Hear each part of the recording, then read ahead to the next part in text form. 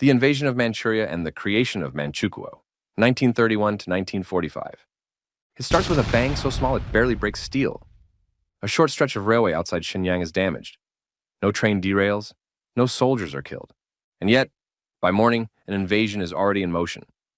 This is the Mukden incident, a bomb planted by Japanese officers, a lie delivered with military precision. Japan blames Chinese forces. The world hesitates. The army does not. Within days, Japanese troops pour into Manchuria. Fast, organized, unstoppable. The region is rich: coal, iron, farmland, railways. It is everything an expanding empire needs. China protests. The League of Nations debates. Japan keeps marching. What follows is not annexation, it's theater. In 1932, Japan announces a new country, Manchukuo. Flags are raised, anthems are written. Posters declare independence. At the center of it all sits a man who once ruled all of China. Puyi, the last Ching emperor, is installed as emperor once again. But this throne has no power. Every decision passes through Japanese hands. Every law serves Japanese interests. Manchukuo is not a nation, it is a mask. Behind that mask, the real work begins. Villages are cleared to make way for Japanese settlers. Families are pushed off land they've farmed for generations. Whole communities vanish from maps and records. Those who resist are labeled bandits. Those who speak out disappear. Labor becomes compulsory. Mines, railways, factories, all fed by Chinese bodies and Manchurian resources. Coal, iron, grain, everything flows outward. Nothing comes back. Order is enforced by fear.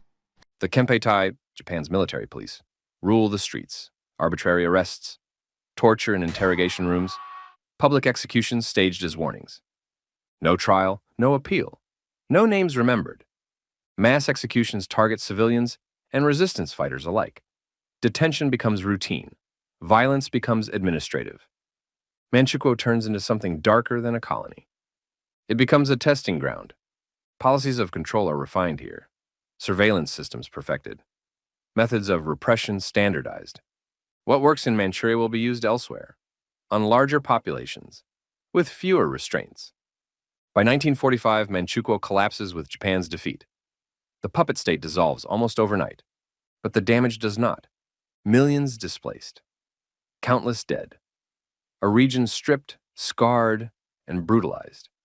It began with a bomb meant to fool the world, and it ended by proving how easily a lie, once armed, can conquer an entire country. Unit 731, Biological and Chemical Warfare, 1933 to 1945. It doesn't begin with screams. It begins with paperwork. A facility near Harbin neatly labeled as a disease prevention unit. Clean signs, official stamps, medical language. Inside it has another name. Unit 731, a covert biological and chemical warfare project of the Imperial Japanese Army, designed not to heal, but to see how much a human body can endure before it breaks. The man in charge wears a doctor's coat. Shiro Ishii, a general and a surgeon, leads the program with one obsession: perfecting death. The people brought inside are not called prisoners. They are not called patients. They are called maruta, logs. That single word does the work of 1,000 justifications. Logs don't feel pain. Logs don't have names. Logs can be cut open. Vivisection is routine, no anesthesia. Organs removed while the heart is still beating. Doctors watch how long consciousness lasts. They take notes. Frostbite experiments follow. Limbs are frozen solid. Skin turns white, then black. Hot water is poured to see what revives tissue and what shatters it. Other victims are deliberately infected. Plague, cholera, anthrax.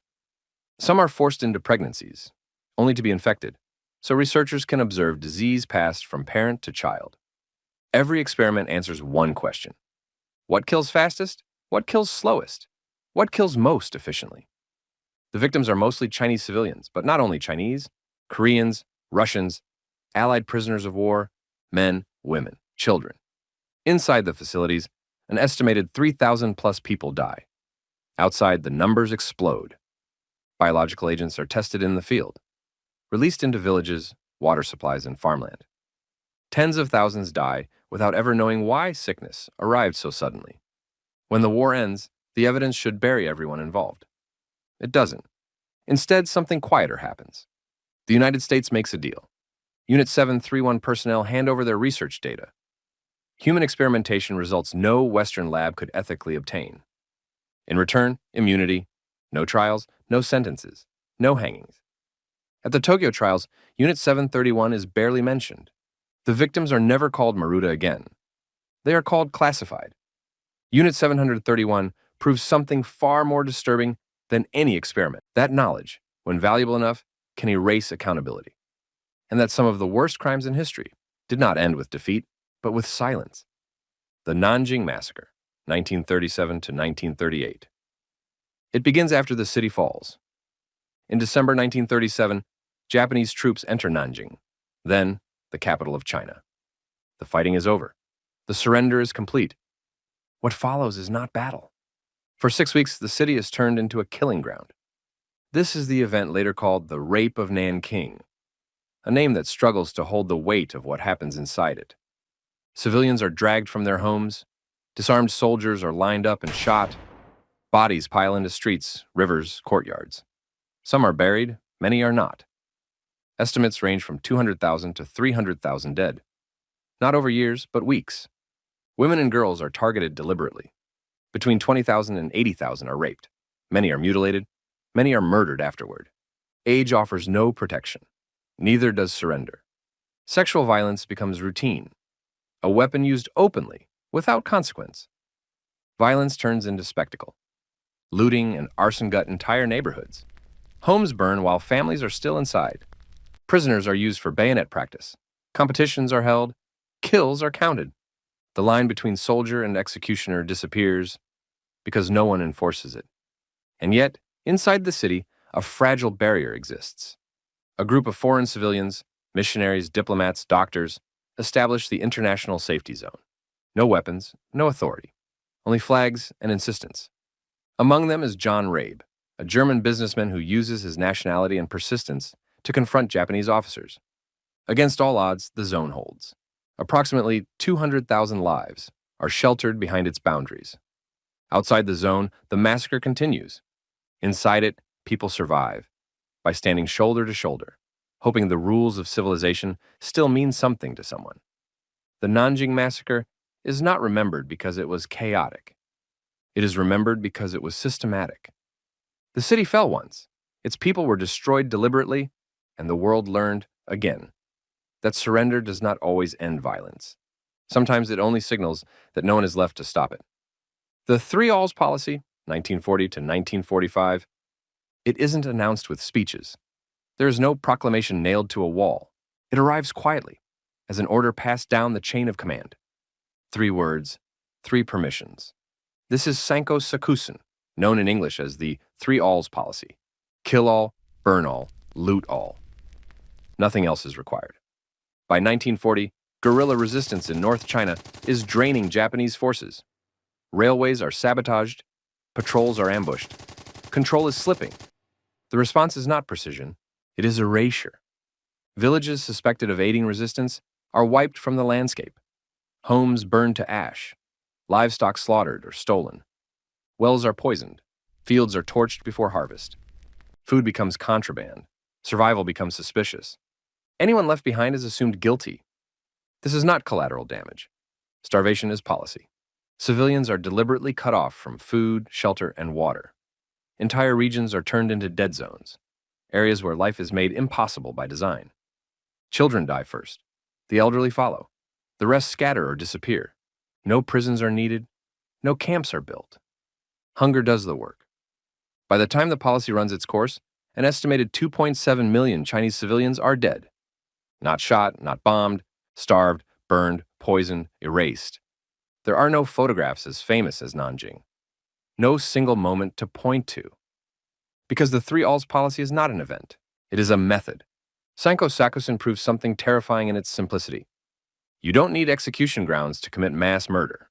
You only need to decide that an entire population is expendable, and then make survival illegal. Sexual slavery, the Comfort Women System, 1932 to 1945. It doesn't begin on a battlefield. It begins with a knock on a door, a job offer. a promise of factory work, a lie told softly enough to sound safe. By the early 1930s, the Japanese military builds a system it calls regulation. What it creates is slavery. Across occupied Asia, the army establishes military-run brothels known as comfort stations. They follow the troops. They are logged, supplied, inspected. This is not informal violence. It is organized. An estimated 50,000 to 200,000 women are pulled into the system. Most come from Korea, but not only Korea. Women are taken from China, the Philippines, Indonesia, and even the Netherlands through its colonial territories. Some are deceived, some are abducted, some are handed over by local brokers under threat or pressure. Consent never enters the room. Once inside, escape is almost impossible. Women are raped repeatedly, sometimes dozens of times a day. Beatings enforce compliance. Disease spreads quickly. Pregnancies are terminated violently. Many die from abuse, others from untreated infections. Some take their own lives. Their bodies are treated as military equipment, used until broken, then discarded.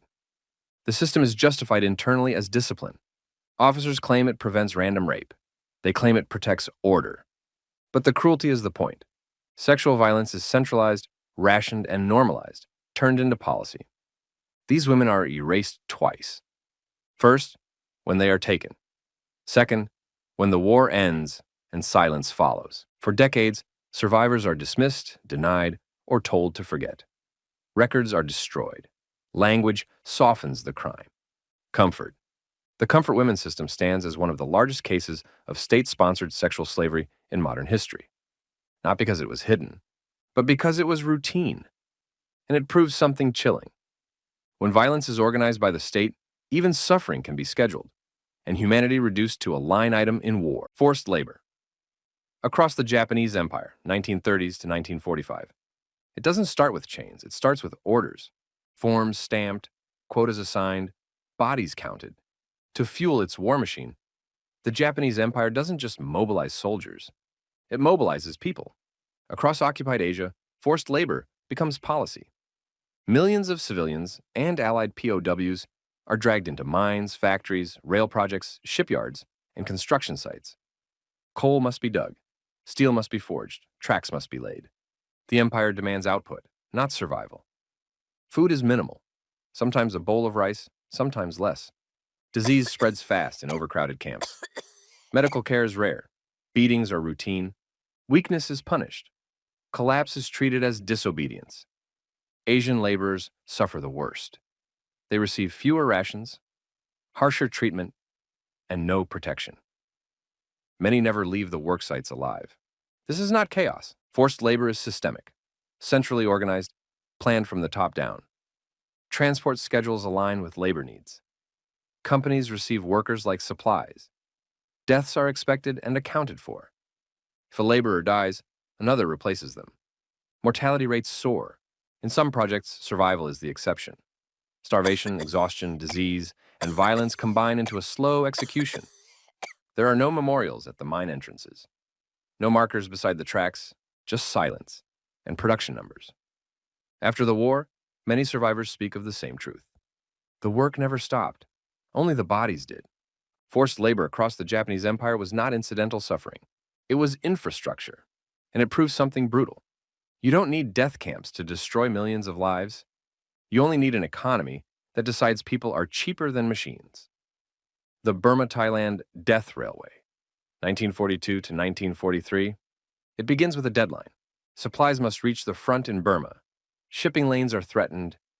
The solution is drawn on a map, a straight line through jungle and mountain. A railway will be built, quickly, no matter the cost. The project becomes known as the Burma-Thailand Railway. It runs 415 kilometers, cutting through dense jungle between Thailand and Burma. Terrain that resists roads. Climate that destroys bodies. Japan solves this problem the same way it solves others, with people. Approximately 250,000 Asian civilians are conscripted. Alongside them, approximately 60,000 Allied prisoners of war. They work 16-hour days, sometimes longer. Tools are primitive. Medical care is nearly non-existent. Food barely sustains walking, never mind labor. Malaria, cholera, dysentery. Disease spreads faster than the tracks. Punishment is constant. Beatings for slowing down, executions for collapse. No rest for the sick. Asian laborers receive the worst treatment. Lower rations, harsher discipline. No records kept when they die. Bodies are buried beside the tracks, or not buried at all. By the time the railway's finished, the toll is staggering. Over 90,000 Asian laborers are dead. Around 12,000 Allied POWs die with them. The trains eventually run. The dead do not move. Today, one stretch of the line is remembered. At Hellfire Pass, visitors walk through rock cut by hand, stones split with hammers, chisels, and human exhaustion. At night, survivors once said the torches made the workers look like ghosts. That name stuck. The Death Railway is not infamous because it failed. It is infamous because it worked. The tracks were laid, the supply line opened, the objective achieved, and it proved, once again, that in total war, speed matters more than survival, and human lives can be traded for steel and schedules. The Manila Massacre, 1945. It happens at the end of the war. The outcome is already decided. American forces are closing in. Retreat is possible. Japanese forces in Manila choose something else. In early 1945, as the Battle of Manila rages, Japanese units are ordered, or decide, not to withdraw. Instead, they turn on the city. What follows is not desperation, it is destruction. Civilians are hunted block by block. Families are rounded up and executed. People are bayoneted in their homes. Others are burned alive in buildings set on fire and sealed shut. Some are forced to walk ahead of soldiers, used as human shields against advancing troops. There is no distinction between combatant and civilian. Everyone counts. Safe places are deliberately violated. Hospitals are stormed. Patients are killed in their beds. Churches fill with refugees and are turned into execution sites. Schools meant to shelter children become slaughterhouses. Walls meant for protection become traps. By the time the fighting ends, the city is ruined. An estimated 100,000 Filipino civilians are dead. Not from crossfire, not from bombing, from intentional massacre. Manila is left flattened, one of the most devastated cities of the Second World War. Survivors walk through streets layered with ash, rubble, and bodies. The capital survives in name only. The Manila Massacre is remembered not because it was chaotic, but because it was chosen. When retreat was possible, civilians were murdered instead. And it leaves behind one of the war's clearest lessons. Defeat does not always end violence. Sometimes it unleashes it. The Sook Ching Massacre, Singapore, 1942. It begins with registration. Men are told to report for screening, bring identification, follow instructions. They believe this is order returning. It is selection. After the fall of Singapore in 1942, Japanese forces launch Operation Sook Ching. The goal is simple: remove anyone considered a threat. The target is specific: ethnic Chinese men, especially those suspected of anti-Japanese sentiment, resistance ties, or support for China. Suspicion is enough. Screening centers are set up across the city. Men are questioned, faces studied, a chalk mark, a gesture, a name written down. Those cleared are sent home. Those selected are loaded onto trucks. No explanation is given. The trucks do not return. Victims are taken to isolated beaches and killing grounds, including Punggol and Changi. There, mass executions take place. Men are lined up, shot, bayoneted. Bodies fall into the sea or shallow pits dug in the sand. The tide does the rest. Japanese records later acknowledge approximately 6,000 deaths. Local estimates tell a different story. Between 25,000 and 50,000 people are believed to have been killed. Vanished in days, not years. Fathers, sons, brothers, entire households altered forever. No trials, no appeals, no charges read aloud. Just elimination. The Sook Ching Massacre shows how modern killing doesn't always need chaos. Sometimes it wears the face of bureaucracy. Forms, lines, inspections, compliance. And it leaves behind a lesson as quiet as it is terrifying. When survival depends on being cleared, someone has already decided who is disposable.